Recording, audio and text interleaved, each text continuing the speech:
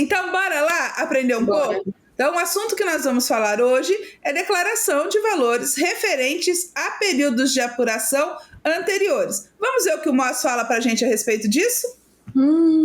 Fala bastante coisa. Olha, os valores referentes às competências anteriores ao período de apuração devem ser informados em rubricas próprias no grupo Informação de período anterior, e o período a que se refere devem ser informados no campo período de referência. Então aqui ele já dá dois campos que precisa ser preenchido: o período de referência de quando que é esse valor retroativo e a informação lá no grupo de informação de período anterior. Se não abrir esse campo lá no seu sistema, não tem como fazer a informação do período anterior. No campo, tipo de acordo ou convenção coletiva, deve ser informados qual foi o fato gerador da remuneração retroativa a competências anteriores, indicando um dos tipos constantes na tabela. Então aqui está a tabela, ela ficou pequenininha, né? Mas eu vou ler aqui, olha, que esse print aqui tá ruim. A, o acordo coletivo de trabalho. B, legislação federal, estadual, municipal ou distrital. C, a convenção coletiva de trabalho. D, sentença normativa, que é o dissídio. E, conversão da licença saúde em acidente de trabalho. F, outras verbas de natureza salarial ou não salarial devidas após o desligamento. G, antecipação de diferenças de acordo com convenção de dissídio coletivo. H, declaração de base de cálculos de FGTS anterior ao início do FGTS digital. Sentença judicial aí, exceto de reclamatória trabalhista. E a J, que é nova, ó, tá vendo que ela tá em verdinha? Parcelas complementares conhecidas após o fechamento da folha. Da Instrução Normativa 2110. Bruna, a gente tem descrito depois cada uma ou não? Tem? Então vamos lá para a gente ver. Aqui tem algumas peculiaridades. Primeiro, o tipo G deve ser utilizado quando, no curso de uma negociação coletiva, fica decidido que devem ser antecipadas parcelas a título de reajuste salarial relativas a competências anteriores ao do período de apuração do 1200, principalmente se for ter um desligamento, isso já vai adiantar. O dissídio fala, olha, o dissídio era para ser março, até agora a gente não chegou num consenso. Então, vamos partir para aquilo que a empresa já garantiu? Então, a empresa garantiu 8%, mas a gente está brigando por 15%. Ainda não bateu o martelo. Então, esses 8% que a empresa garantiu já vai ser reposto desde março, vai utilizar esse daqui, até sair o dissídio ou acordo coletivo. No campo descrição, deve ser identificada a norma, decisão, instrumento coletivo ou situação que motivou a obrigação da remuneração retroativa. Olha, o prefeito fez um decreto atualizando, né, dando reajuste para os servidores ou concedendo algum benefício retroativo. Nesse campo, aí, se nós estamos falando de órgãos federais, estaduais ou municipais, vai usar o tipo B, vai colocar o número da lei e vai descrever a lei. Tá? O campo remuneração da sucedida deve ser preenchido apenas se o pagamento estiver sendo feito a empregado que foi demitido antes de ocorrer uma sucessão empresarial em que o declarante sucessor fica responsável pelo pagamento ao trabalhador que não chegou a ser transferido para ela. Ou no caso de uma sucessão, até em órgão público pode acontecer. Eu participei disso. Eu era de uma autarquia que foi finalizada e nós fomos transferidos para a prefeitura. Fizeram certo isso na Cefip? Claro que não. O meu vínculo desse órgão ainda está aberto e eles não tinham conseguido ajustar. Por quê? Não finalizou o meu vínculo lá na Cefip dessa autarquia, colocando o código de sucessão e não me recepcionou como sucessória, como uma empresa sucessória lá na prefeitura. Por que eu falo empresa? Porque para as relações trabalhistas, o órgão público se equipara à empresa, é a mesma regra. Eles fazem isso? Óbvio que não. Esquece a era Cefip, vamos pensar no E-Social? Como que eu faço essa transferência? Veja lá na fase 2, no nosso evento, sobre o 2299 e o 2200, admissão por sucessão. Tem os códigos próprios para isso, tá? Nesse caso, o declarante deve preencher um grupo adicional de informações complementares de identificação do trabalhador, informação complementar. Veja, eu estou pagando um valor de um trabalhador que não está na minha base. Eu vou colocar ele lá? Não, eu vou colocar os dados dele e informar que eu estou pagando de uma sucessão. E o E-Social não facilita a vida de vocês? Né? Parece que... Para que tá fácil.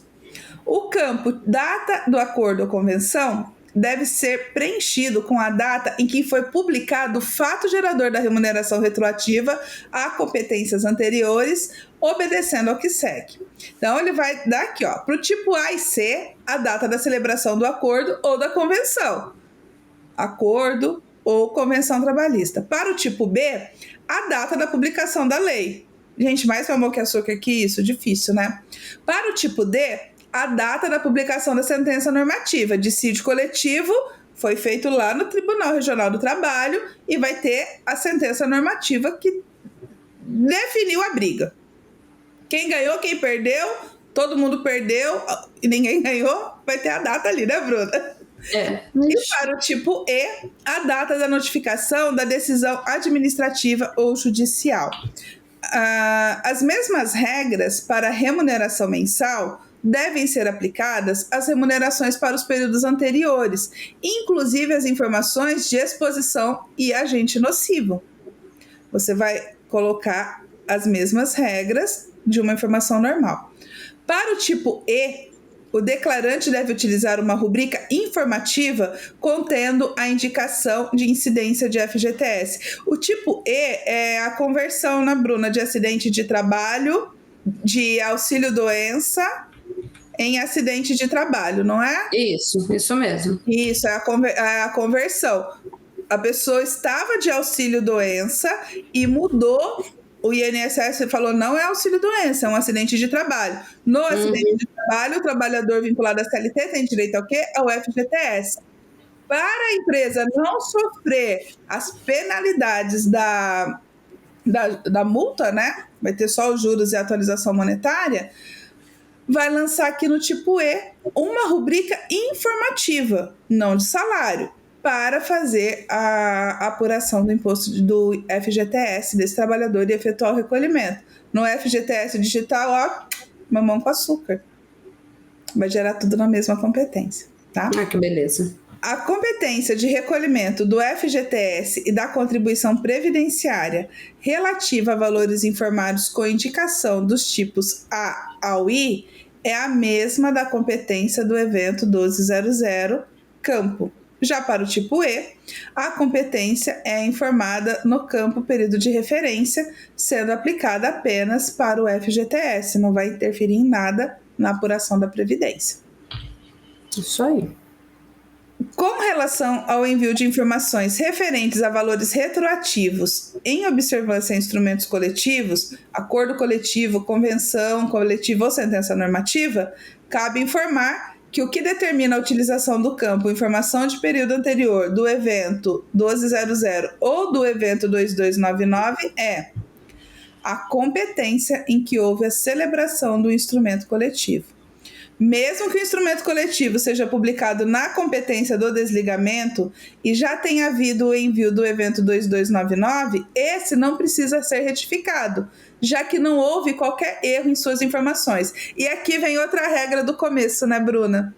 A diferença entre retificação e uma informação complementar. Gente, se tá tudo certo, por que vai retificar, não é? Porque não teve nenhum erro. Por que a empresa vai retificar algo que não estava errado? Você vai fazer a informação correta. Só que pensar tudo isso dá um pouquinho de trabalho, né, Bruno? Nossa, dá um pouquinho. As pessoas têm um pouco de falta de conhecimento para pensar. Isso, por isso. Neste caso, o valor pode ser informado pelo grupo, informação de período anterior no evento 1200, referente à competência que o instrumento coletivo foi publicado. A validação da existência deste empregado no RET é feita pelo período de referência deste evento. Então, se for informar, vai estar lá. Ele vai estar lá naquele período de referência. Ele vai estar com vínculo ativo. O que isso significa? Eu estou pagando uma diferença de um trabalhador desligado. Ele foi desligado em junho de 2024. Eu estou pagando um valor retroativo, vamos colocar aqui maio de 2024, de fevereiro. Beleza, estou pagando um valor de junho. Bem, negado. Não, porque o RET dele não está ativo em junho. Ele está ativo até maio. Uhum. Por isso a informação de período anterior. Porque se você tentar enviar um 1200 para um trabalhador desligado em junho, ele vai falar, não, esse trabalhador não está com vínculo ativo, é necessário vínculo ativo. É aqui que entra a informação de período anterior. É isso aí, ó. Tá vendo, Fácil. gente? É fácil. Com a gente falando é fácil, sim.